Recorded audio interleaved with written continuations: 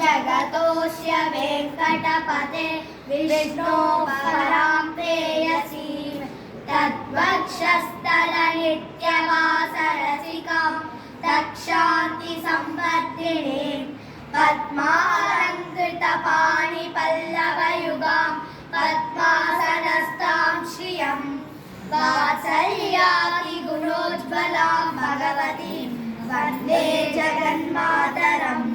श्रीमन्कृपाजलनिते कृतसर्वलोक सर्वज्ञशक्तनदवत्सल सर्वशेषिन् स्वामिन् सुशीलसुलभाश्रितपारिजात श्रीवेङ्कटेशचरणौ शरणं प्रपद्ये।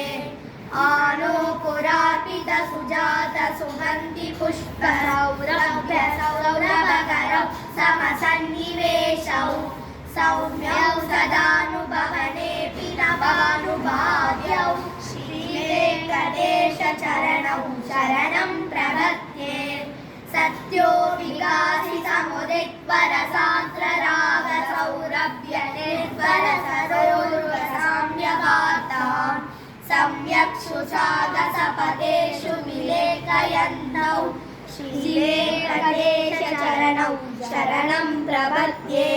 रेखामयध्वजसुधाकलशादपत्रवज्राङ्कुशाम्बुरुहकल्पकशङ्खचक्रैः भव्यैरलङ्कृतदलौ वरदत्वचिह्नैः श्रीवेङ्कटे